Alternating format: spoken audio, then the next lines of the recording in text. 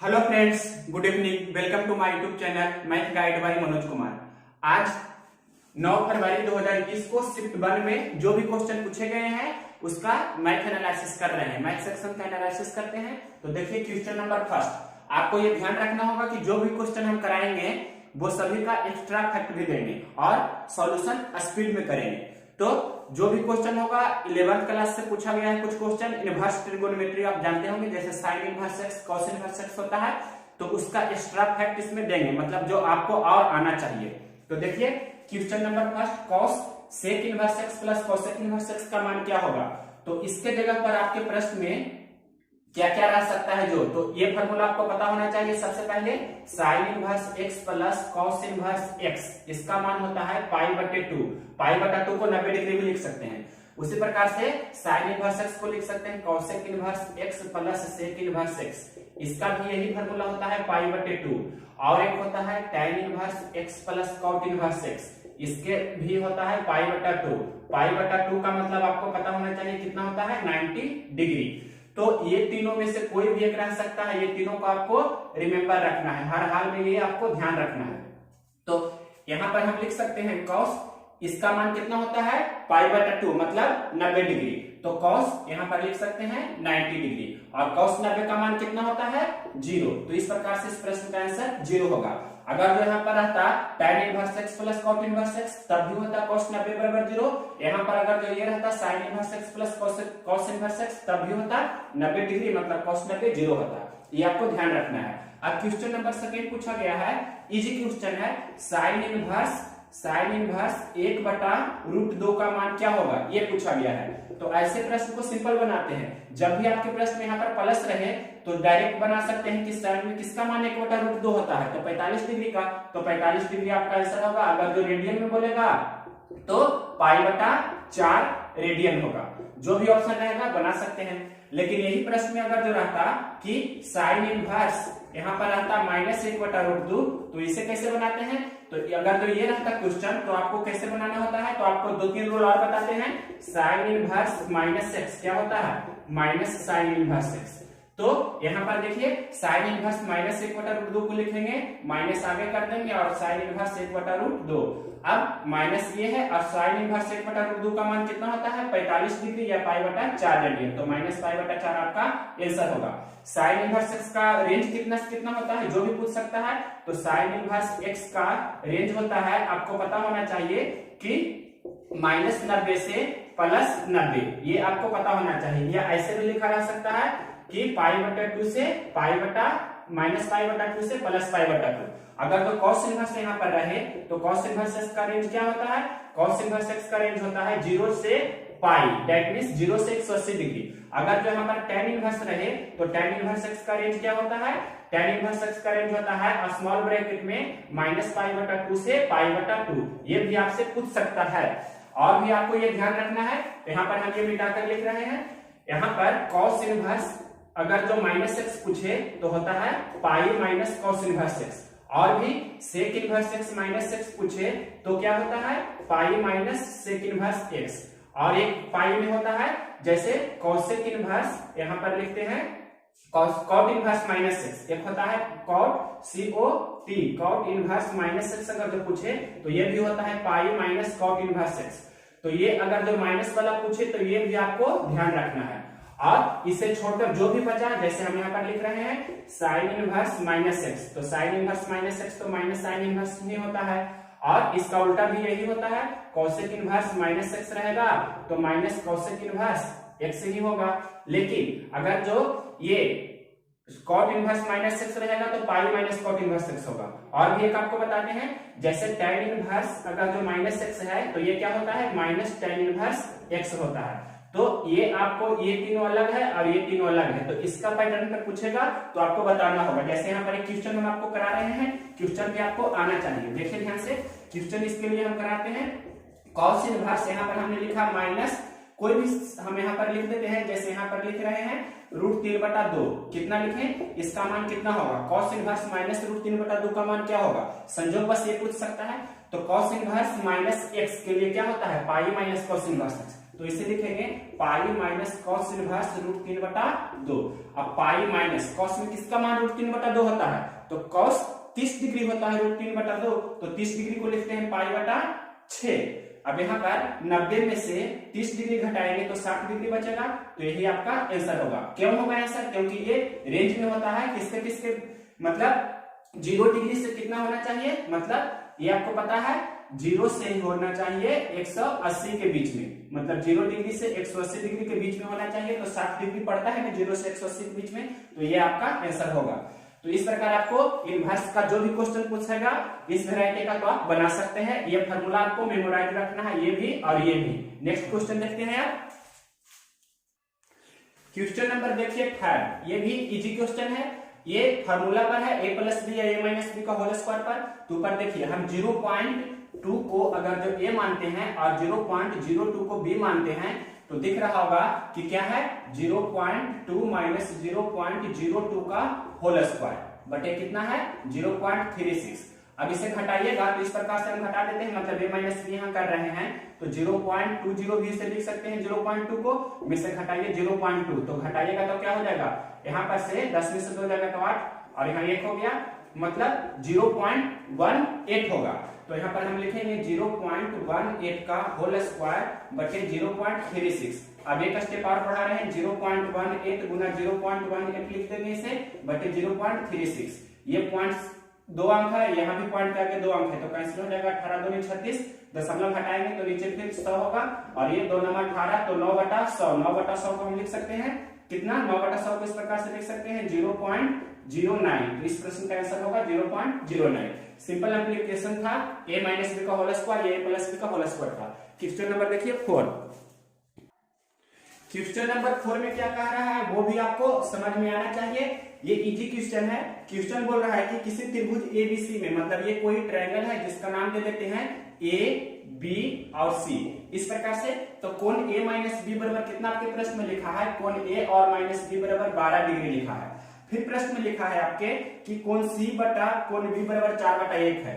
कोण c बटा कोण b बराबर आपके प्रश्न में 4/1 है। तो आपसे कोण एबीसी का अनुपात पूछ रहा है, तो इजी क्वेश्चन है। आप इसे ऐसे लिख सकते हैं, कोण c और कोण b का अनुपात कितना दिया है 4:1। इसी चीज को हम इस वैरायटी में लिख सकते हैं, तो इसे 4x मानेंगे तो इसे 1x मानेंगे। अब देखिए यहाँ पर कोण b का मान 1x हो गया, तो यहाँ पर हम 1x लिख सकते हैं, और ये कितना है कोण a, और ये कितना है 12 डिग्री। अब माइनस 1x लिखिए या x लिखिए, बात बराबर है, तो 12 डिग्री और माइनस 1x उस तरफ जाएगा तो प्लस 1x हो जाएगा। तो कोण a का मान ये हो गया, कोण b का मान आपके प्रश्न में कितना हो गया, कोण b का मान आपके प्रश्न में 1x है, कोण b का मान आपको दिख रहा होगा कितना है 1x है, और कोण c का मान कितना है, कोण c का मान कितना है 4x है। आप जानते हैं किसी भी ट्रायंगल के तीनों कोणों का योगफल कितना होता है 180 डिग्री, तो तीनों को जोड़ देंगे, मतलब कोण a प्लस कोण b प्लस कोण c इतना बराबर कितना 180 डिग्री। तो जोड़िए, मतलब कोण a का मान है 12 डिग्री प्लस 1x प्लस कोण b का मान है 1x, कोण c का मान है 4x, जोड़ेंगे तो कितना हो जाएगा, ये 4x, एक 5x, एक 6x और प्लस 12 को उस तरफ हम भेज देंगे, तो 180 में से 12 घटा दीजिए, तो 180 में से 10 घटाइएगा तो 170 होगा, 2 और घटाइएगा तो कितना होगा 168 होगा। अब 6 से इसे कैंसिल कर दीजिए, तो 6 से कैंसिल करेंगे तो होता है कैंसिल, 6 तिया 18, तो 6 दूनी 12 लगाएंगे, 12 और यहाँ पर 4 और 8, तो 6 8 48, 28 बार में कैंसिल हो रहा है, तो x का मान हो गया 28। तो कोण a कितना हो जाएगा, कोण a का मान आपके प्रश्न में लिखा है 12 डिग्री प्लस 1x, कोण b का मान लिखा है आपके प्रश्न में 1x, कोण c का मान लिखा है 4x, तो x का मान रखिए 28, तो 12 डिग्री प्लस 28 और कोण 1x मतलब 1 गुना 28, c 4x है मतलब 4 गुना 28, तो इसे हल कर देंगे तो 28 12 40 हो जाता है, ये 28 और ये 28 चौक बरियोतल से 112, रेशियो पूछ रहा है तो कैंसिल कर दीजिए, तो 10 चौक 40, 7 चौक 28, 28 चौक बरियोतल से, मतलब 10:7:28। ये आपके प्रश्न का आंसर होगा क्वेश्चन नंबर 4 का। क्वेश्चन नंबर 5 क्या कह रहा है कि 1300 में ऐसी कौन सी संख्या जोड़े कि वह पूर्ण वर्ग संख्या हो जाए। तो आपको यहाँ पर बाई ऑप्शन भी चल सकते हैं, तो बाई ऑप्शन चलिएगा तो भी बन जाएगा, या बेसिक रूल से भी बना सकते हैं। तो आपको बाई ऑप्शन चलिएगा तो 1300 में हम अगर जो 69 यहाँ पर जोड़ेंगे तो हो जाता है 1369, और 1369 होता है किसका स्क्वायर, तो 37 का स्क्वायर होता है 1369। मतलब 1300 में 69 जोड़ेंगे तो वो पूर्ण वर्ग संख्या हो जाए। लेकिन ये 69 कैसे हुआ जो आपको बता रहे हैं, ध्यान से देखिए। तो प्रश्न में दो प्रकार के क्वेश्चन यहाँ से बनता है, क्या जोड़ा जाए या क्या घटाया जाए। क्या घटाया जाए करके रहेगा और पूछेगा कि पूर्ण वर्ग संख्या हो जाए। मतलब आपके प्रश्न में ऐसा भी रह सकता है कि 1300 में से हम क्या घटाएं कि पूर्ण वर्ग बन जाए, या 1300 में से क्या जोड़े कि पूर्ण वर्ग बन जाए। तो दोनों के लिए बता रहे हैं। तो देखिए रूल होता है कि 1300 का आप वर्गमूल निकालिएगा, तो वर्गमूल निकालेंगे तो 3 3 9 यहाँ पर होगा, और यहाँ पर 13 में से 9 जाएगा तो 4, 3 3 6 हो जाएगा, 2 0 यहाँ पर से जोड़ा उतरता है, पता होगा। फिर 6 6 36, जितना बार लग रहा है उतना बार ही लगाएंगे। तो क्या घटाया जाए वाला पूछेगा तो बन जाएगा। तो यहाँ पर से देखिए 6 6 36, 7 बार में 7 7 49 ज्यादा हो जाएगा, तो 6 बार लगा रहे हैं, तो 6 6 36 के 6 बाकी 3 36 3 39, तो 4 से स्क्वायर हुआ। तो यहाँ पर से अगर जो प्रश्न रहता क्या घटाया जाए तो 4 घटाया जाए, मतलब ये आपका आंसर हो जाता डायरेक्ट। लेकिन प्रश्न पूछा है क्या जोड़ा जाए, तो क्या करेंगे, 1300 का वर्गमूल आप इसी प्रकार से निकालिएगा। तो ये तो सबसे पहले इतना लिखिएगा ही कि यहाँ पर 400 होगा, इतना तो पहला स्टेप है। अब जितना बार लग रहा था उससे एक ज्यादा बार लगाएंगे, मतलब 6 बार लग रहा था ना, 6 बार लगाए हैं तो एक बढ़ाकर लगाएंगे, मतलब 36 बार लग रहा था तो एक बढ़ाकर लगाएंगे, मतलब 37 बार में, यानी कि 7 से लगाएंगे तो कितना हो जाएगा, 7 7 49, 4 और 7 6 42, 4 46, और उल्टा घटा देंगे। तो इस प्रकार से घटाइएगा तो कितना होगा, 69 से स्क्वायर होगा, तो ये 7 7 14 और 6 7, यानी कि जो ये उल्टी घटाकर आएगा, मतलब 469 में से 400 घटाएगा तो जो 69 ये आता है, यही मतलब यहाँ पर होगा आपका आंसर। ये 69 इसमें जोड़ेंगे तो 1369 हो जाएगा, और ये 37 का वर्ग होता है, 37 37 से होता है 1369। तो ध्यान रखना है इस प्रश्न में कि जब आपको पूछा जाए क्या जोड़ा जाए, ये हो गया क्या, ये हो गया क्या जोड़ा जाए। जब आपके प्रश्न में पूछा जाए कि क्या जोड़ा जाए तो एक बढ़ाकर लगाना है, 6 बार लग रहा था तो एक बढ़ाकर लगाएं, और उल्टी घटाना है तो जो शेष आएगा वही जोड़ा जाएगा, वो आपका आंसर हो जाएगा। अगर जो क्या घटाया जाए पूछे तो जितना बार लग रहा है उतना बार ही लगाएंगे। ये बहुत ही इंपॉर्टेंट है, आपको ऐसे प्रश्न को ध्यान रखना है। नेक्स्ट क्वेश्चन देखिए, क्वेश्चन नंबर 6 बोल रहा है 15 डिग्री के कोटि पूरक कोण और 125 डिग्री के समपूरक कोण का योगफल क्या होगा, जो प्रश्न है। तो कोटि पूरक कोण को आपको पता होना चाहिए, लंब पूरक भी बोलते हैं, या इसे आप पूरक भी बोल सकते हैं। लंब पूरक बोलिए या पूरक बोलिए, जो जो नाम होता है सभी आपको ध्यान रखना है। समपूरक कोण को आपको पता होगा, इंग्लिश भी लिख देते हैं। कोटि पूरक कोण को क्या बोलते हैं, कंप्लीमेंट्री एंगल, और समपूरक कोण को क्या बोलते हैं, सप्लीमेंट्री एंगल। तो कोटि पूरक कोण किसे कहते हैं, जो भी पता होना चाहिए। तो जैसे यहाँ पर समझा रहे हैं कि ये कोई मान लीजिए कि 90 डिग्री का ये एंगल है, और यहाँ पर इस प्रकार से कोई रेखा खींचे तो ये कोण x है, ये कोण y है, तो x का मतलब ये दोनों का योगफल कितना होगा, x प्लस y कितना होगा, 90 डिग्री। तो जब दो कोणों का योगफल 90 डिग्री होता है तो उसे एक दूसरे का कोटि पूरक कोण कहते हैं। x का कोटि पूरक अगर जो पूछे तो कितना हो जाएगा, 90 डिग्री माइनस y, और y का कोटि पूरक पूछे तो 90 डिग्री माइनस x हो जाएगा। उसी प्रकार से ये तो आपका हो गया क्या, कोटि पूरक का कंसेप्ट हो गया।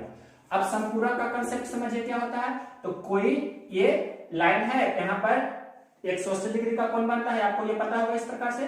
तो यहाँ पर हमने एक रेखा खींचा और इसे मान लिया कि कोई भी चीज जैसे इसे a मान लिया तो ये वाला कोण हो जाएगा b। तो टोटल a प्लस b कितना होगा, a प्लस b बराबर 180 डिग्री होगा।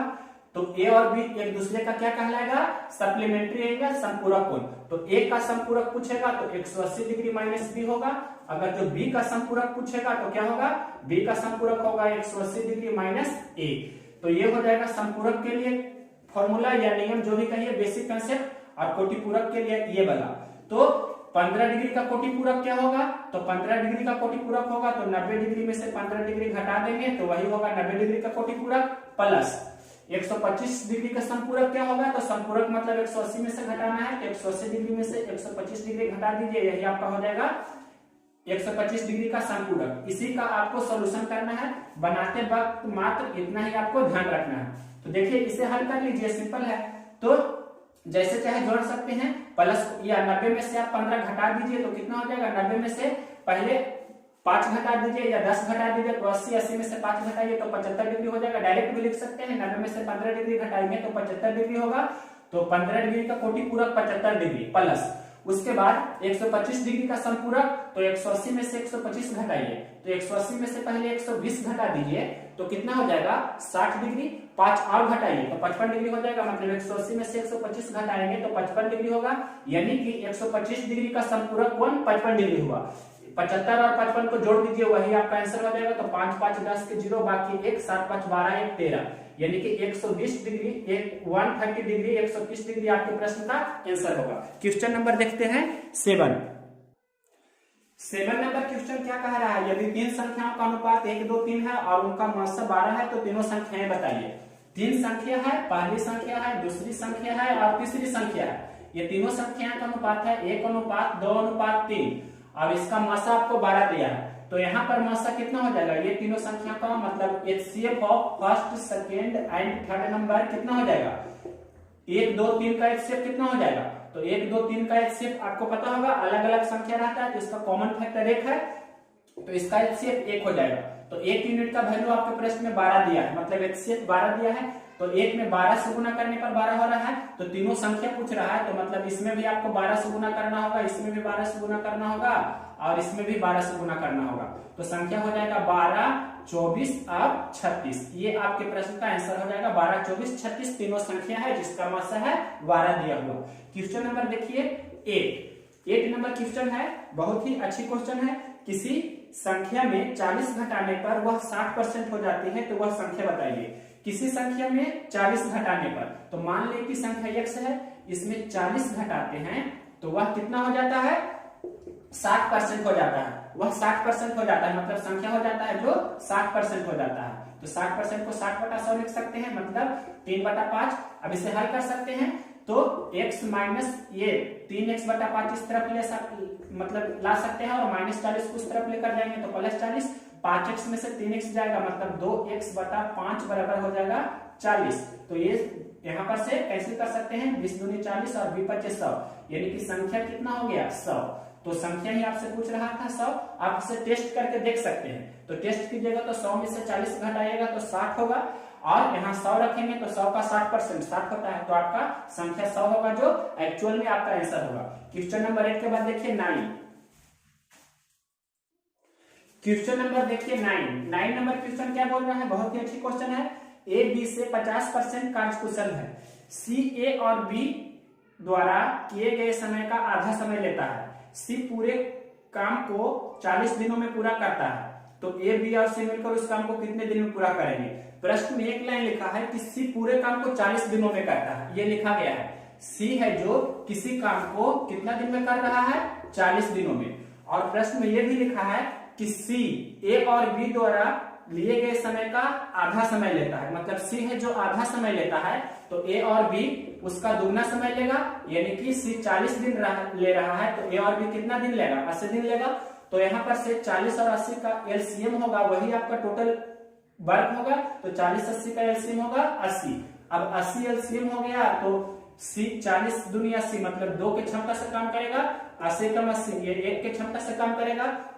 तो टोटल ए बी सी को मिला देंगे, ए बी सी मतलब तीनों की क्षमता कितना हो जाएगा 2 और 1 3, यानी कि 80 यूनिट काम मतलब तीनों मिलकर कितना देर में करेगा तो 80/3, मतलब जो भी आंसर आएगा पूर्णांक में कर सकते हैं। 26 3 78 और 2 80, मतलब 26 पूर्णांक 2/3। यहाँ पर से दिन दिया है तो दिन ही होगा, इसे घंटा में भी बदल सकते हैं, मतलब 26 दिन लिखिएगा और ये 2/3 दिन है, इसे घंटा में बदलेंगे तो आप जानते हैं एक दिन में 24 घंटा होता है, तो 24 से गुना कर देंगे तो ये घंटा में बदला जाएगा और 8 3 24 होता है, यानी कि 26 दिन और 16 घंटे। ये आपके प्रश्न का आंसर होगा, जो भी ऑप्शन रहेगा जैसा। क्वेश्चन नंबर 9 और 10 भी यहाँ बताते हैं, इसके बाद ही क्वेश्चन नंबर देखिए 10 नंबर क्वेश्चन बोल रहा है एक किसी काम को 30 दिनों में, बी उसी काम को 90 दिनों में पूरा करते हैं तो दोनों मिलकर कितना दिन में पूरा करेंगे। एक किसी काम को 30 दिन में कर रहा है, बी उसी काम को 90 दिनों में कर रहा है तो दोनों मिलकर कितना दिन में करेंगे। तो 30 और 90 का एलसीएम हो जाएगा 90, तो 30 या 90, 90 कम 90, मतलब दोनों मिलकर कितना दिन में करेंगे, तो टाइम ऑफ ए बी मतलब दोनों मिलकर 90 मिनट काम करना है, दोनों मिलकर मतलब 3 और 1 4 के क्षमता से करेगा, तो 2 दूनी 4, 45 दूनी 90, 45/2 का मतलब कितना हो गया 22.5 दिन। या इसे आप घंटा में बदलेंगे तो 22 दिन, और जैसे जैसे घंटा में बदलेगा तो 22 दिन होगा। और पिछला क्वेश्चन में जैसे बताया था कि 1/2 दिन, तो 1 दिन मतलब हुआ 24 घंटा, तो आधा दिन मतलब हो जाएगा 12 घंटा। यही आपके प्रश्न का आंसर होगा। एक क्वेश्चन और इसी वेराइटी का है, देखिए क्वेश्चन नंबर 11 यही बता रहे हैं। मतलब ये आपका क्वेश्चन है कि एक पंचर 6 मिनट में और दूसरा पंचर 9 मिनट में हवा निकालता है, तो दोनों मिलकर उसे कितना देर में हवा निकालेगा। तो ये सिंपल क्वेश्चन है। इसे मतलब जब भी 2 प्रकार के क्वेश्चन इस प्रकार से रहे तो इसे बनाने का इसका ये आपको पहला तरीका बताएं, और दूसरा तरीका ये देखिए, दूसरा तरीका क्या होता है, दूसरा तरीका मतलब दोनों मिलकर टाइम ऑफ पीरियड दोनों मिलकर काम करता है, तो दोनों का गुणनफल मतलब 30 गुना 90 बटे 30 प्लस 90, 90 और 30 कितना होता है 120, ये भी कीजिएगा तो आपका आंसर आ जाएगा। तो 30 चौके 20 से मतलब 90/4 हुआ, 90/4 को और भी लिख सकते हैं 45/2 यानी कि 22.5 दिन। तो इसका यूज करके आप बनाइएगा जब भी क्वेश्चन आएगा कि दोनों मिलकर करेगा तब। तो यहाँ पर से फिर इसी प्रकार से बना देते हैं। टाइम ऑफ फिर भी डायरेक्ट एक 6 मिनट में पंचर करता है, दूसरा 9 मिनट में, तो 6 गुना 9 बटा 6 और 9 कितना होगा 15। तो यहां से कैंसिल कर लीजिए, 3 दूनी 6, 3 पचे 15, मतलब 9 दूनी 18/5, 18/5 मिनट है, 18/5 मिनट है। इसे घंटा में बदलिएगा तो 18/5 गुना मिनट है, सेकेंड में बदलिएगा तो कितना हो जाएगा, या पूर्णांक में आप इसे कर लीजिए पहले, तो 5 या 15, या ऐसे डायरेक्ट लिख सकते हैं कि 36/10 भी से लिख सकते हैं, 36/10 तो 3.6 हो गया मिनट। डायरेक्ट यही ऑप्शन होगा, या मिनट घंटा में होगा या सेकंड में होगा, तो आप कन्वर्ट कर सकते हैं। क्वेश्चन नंबर 11 के बाद देखिए 12। क्वेश्चन नंबर 12 देखिए, उसका ऑप्शन हमने लिख दिया है। ये क्वेश्चन है कि एक पेटी में 1 दर्जन शीशे थे, पेटी के गिरने पर टूटे हुए तथा बिना टूटे हुए शीशे का अनुपात निम्न में से कौन नहीं हो सकता है। प्रश्न ये पूछा गया है कौन नहीं हो सकता है, तो आपको पता होना चाहिए जो भी ये ऑप्शन दिया गया है टूटे और नहीं टूटे इस प्रकार के लिखा गया है। तो टूटा हुआ हिस्सा 2 है, नहीं टूटा हुआ हिस्सा 1 है, टूटा हुआ हिस्सा 3 है, नहीं टूटा हुआ हिस्सा 1 है, इस प्रकार से 4 ऑप्शन है। तो कौन सा नहीं होगा जो प्रश्न पूछा है। तो यहाँ पर आपको ये रूल होना चाहिए, ध्यान रहना चाहिए। 1 दर्जन मतलब कितना होता है 12 वस्तु होता है। 1 दर्जन मतलब 12, 1 dozen is equal to 12 articles, मतलब 1 दर्जन बराबर 12 वस्तु। तो यहाँ पर ये दोनों का योगफल कितना है 2 और 1, मतलब इसका योगफल कितना हो रहा है 3। यहाँ 3 और 1 मतलब इसका योगफल 4। यहाँ 3 और 2 इसका योगफल कितना है 5। यहाँ देखिए 7 और 5, यहाँ इसका योगफल कितना है 12। अब आपको क्या करना है ऐसे प्रश्न में कि ये जो 12 मतलब ये तो इसी का टुकड़ा है, तो इसका सम इससे डिवाइड होना चाहिए, डिविजिबल होना चाहिए।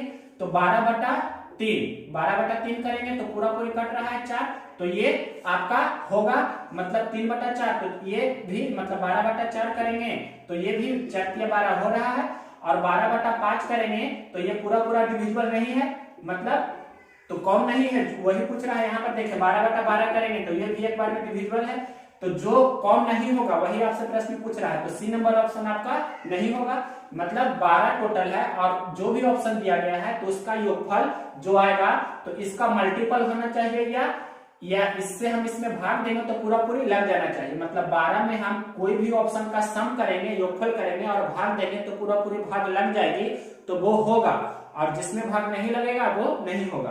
तो कौन नहीं होगा जो पूछा है, तो आप 12 में 5 से भाग देंगे, 12 में 5 से भाग देंगे तो पूरा पूरी भाग नहीं लगेगा, तो आपका ये वाला ऑप्शन नहीं होगा 3:2। अब देखिए क्वेश्चन नंबर 12 के बाद क्वेश्चन नंबर 13 नंबर क्वेश्चन क्या बोल रहा है, ध्यान से देखिए। अब जल्दी जल्दी स्पीड में बताते हैं थोड़ा।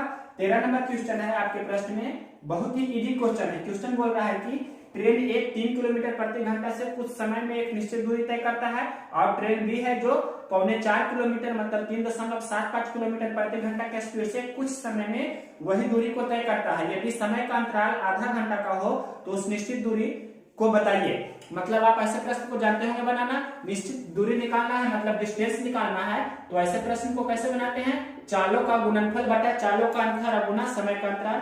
तो चालों का गुणनफल, तो चाल दिया है पहला 3 किलोमीटर प्रति घंटा, दूसरा चाल है 3.75 किलोमीटर प्रति घंटा। इसका अंतर कितना होगा? तो इसका अंतर होगा, इसमें से घटा दीजिए तो 0 दशमलव कितना हो जाएगा 75।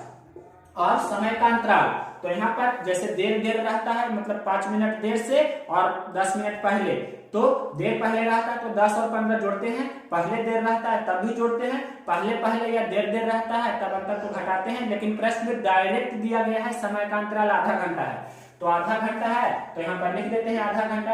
अगर जो मिनट में रहता है जैसे 10 मिनट तो 10/60 घंटा लिखते हैं, मतलब 1/6 घंटा, लेकिन ये घंटा में दिया है तो यहाँ पर घंटा में लिखाता है। अब इसे हल कीजिए, तो हल करना भी सिंपल है, दशमलव हटा देंगे, मतलब एक लाइन बढ़ा देते हैं, ये दशमलव के बाद इधर 2 अंक है, यहाँ भी 2 अंक है, तो दशमलव हम हटा सकते हैं डायरेक्ट। अब इसे हल कर लीजिए तो वही आपका आंसर हो जाएगा।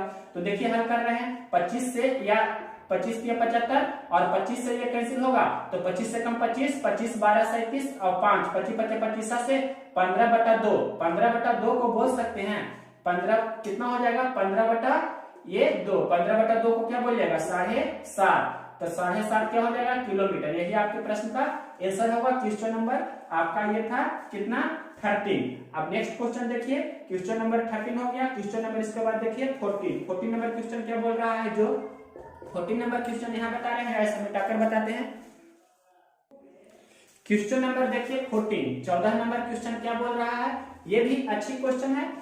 40,125 आपके कोई वर्गाकार सैनिक, मतलब टोटल है 40,125, इतना सैनिक आपको वर्गाकार में बैठाना है, मतलब पहला सैनिक, दूसरा सैनिक, तीसरा सैनिक, इसी प्रकार से आपको करके वर्गाकार क्षेत्र में बैठाना है। तो कितना सैनिक एक्स्ट्रा बच जाएंगे, तो इसका वर्गमूल निकालिएगा, तो 40,125 का वर्गमूल निकालिएगा तो जो शेषफल आएगा वही आपका एक्स्ट्रा सैनिक बचेंगे। तो इसे हम ब्रेक कर किएगा, मतलब इस प्रकार से 40,100 इस प्रकार से लिखेंगे, मतलब 0 लिख दिए, 1 2 3 0, 1 2 3 0, तो ये किसका वर्गमूल होगा 200 का वर्गमूल हो जाएगा। तो मतलब इसमें हम कितना जोड़ देंगे, तो एक्स्ट्रा 125 जोड़ेंगे तो ये हो रहा है, मतलब 125 सैनिक एक्स्ट्रा बच जाएंगे, मतलब वर्गाकार क्षेत्र के अंदर में नहीं बैठ पाएंगे। तो 125 इस प्रश्न का आंसर होगा, मतलब 125 सैनिक होगा जो आपको वर्गाकार क्षेत्र में नहीं बैठ पाएंगे। तो ये आपका आंसर होगा। क्वेश्चन नंबर 15 देखिए, ये क्वेश्चन क्या बोल रहा है कि मूलधन 1025 है, दर 5% है, समय 2 वर्ष का है, तो CI कितना होगा। तो आपको पता होगा CI निकालना है, डायरेक्ट बता रहे हैं CI निकालना है। प्रश्न में मूलधन कितना दिया है 1025, मतलब 1025, और 5% की दर से 2 वर्ष का CI कितना होगा, तो 5×5 और 5 दूनी 10, 10.25 होगा, आपको पता होना चाहिए। तो CI निकालना है, प्रश्न में ये मूलधन दिया है तो मूलधन को 100 लिखेंगे, और CI निकालना है तो 10.25, ऐसे करेंगे। सिंपल क्वेश्चन है, इसमें कलम भी लगाने की जरूरत नहीं है। अगर जो आप देखना चाहें तो फिर से देखिए क्या कर रहे हैं कि प्रश्न में मूलधन 1025, तो रेशियो में मूलधन 100 या 100% मानते हैं। CI निकालना है तो 5% की दर से 2 वर्ष का CI होता है 10.25, इसे सॉल्यूशन। क्वेश्चन नंबर देखिए 16, ये क्वेश्चन है BA गुना B3 बराबर 57A, तो A और B का मान क्या क्या होगा जो पूछ रहा है प्रश्न में। तो A और B का मान क्या क्या होगा वही आपसे पूछ रहा है। तो ध्यान से देखिए, ऐसे प्रश्न को आपको Y ऑप्शन बनाना है, मतलब जो भी ऑप्शन दिया है, जैसे 1 5 2 5 इस प्रकार से ऑप्शन दिया है, तो हमने तो ऑप्शन आपको दिया है नहीं, लेकिन लिख सकते हैं, जैसे पहला ऑप्शन में 2 5 5 2 3 4 1 2 इस प्रकार से रह सकता है।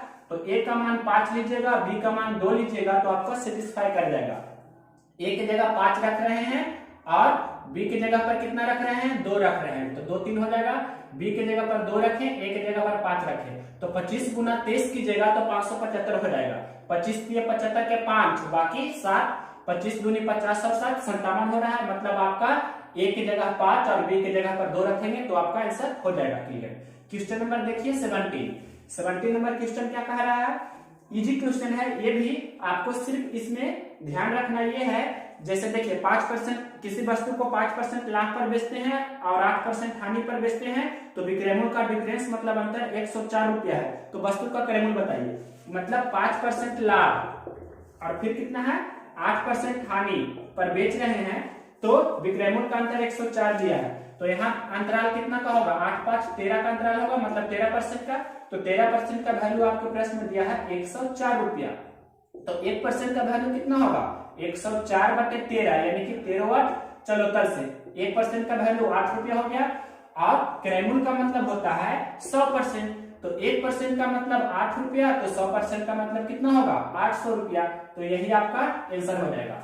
ये क्वेश्चन नंबर आपका था 17। अब देखिए क्वेश्चन नंबर 18 इधर बताते हैं।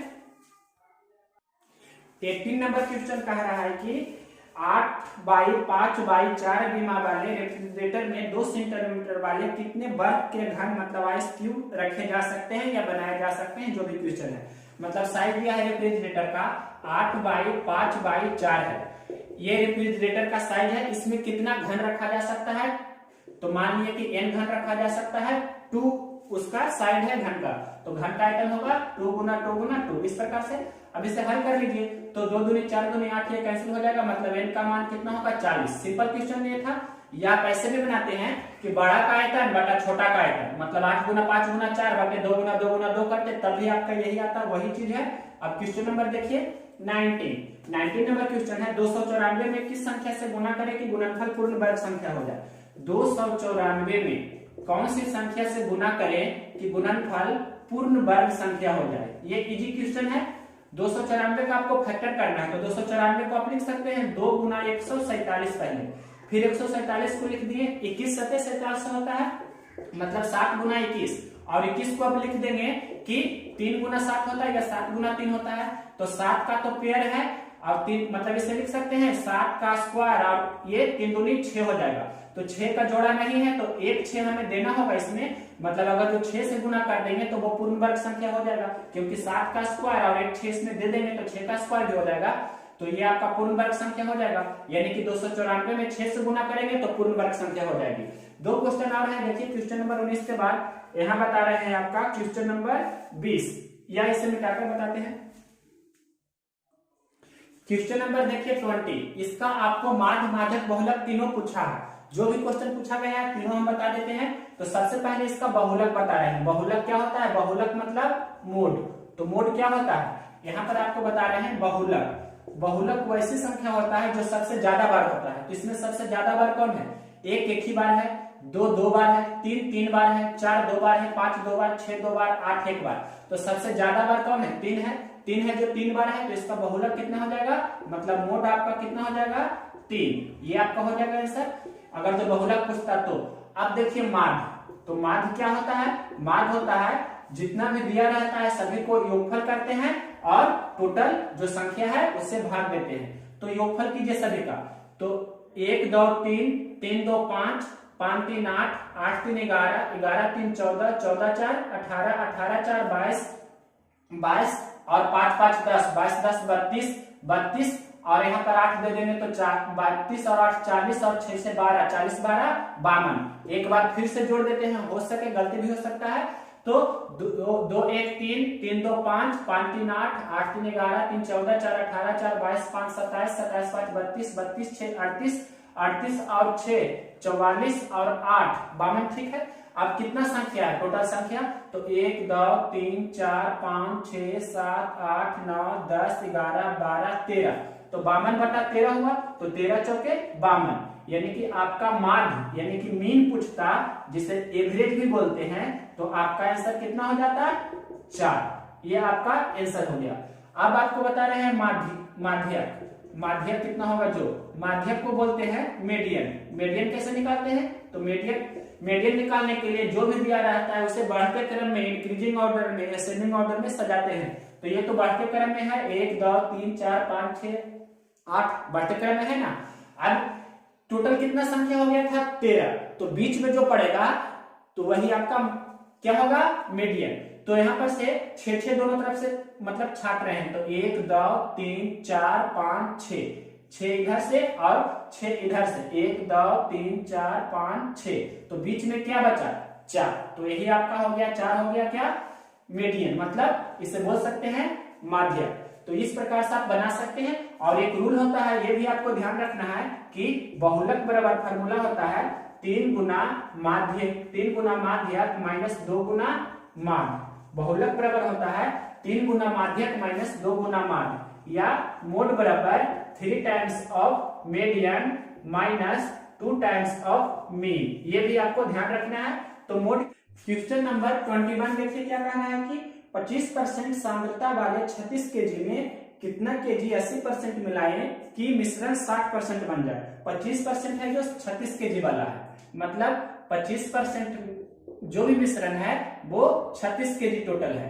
तो आपको प्रश्न में बोल रहा है कि कितना केजी 80% वाला मिलाना है। तो मान लीजिए कि x केजी वाला मिलाना है जो 80% है, तो टोटल कितना हो रहा है मिलाने पर 60% हो रहा है। मतलब एलिगेशन आपको यहाँ लगाना है। तो 60% 80% का अंतर हुआ 20% और 25% और 60% का अंतर कितना होगा, तो 25 और 5 30 30 60 मतलब 35% होगा।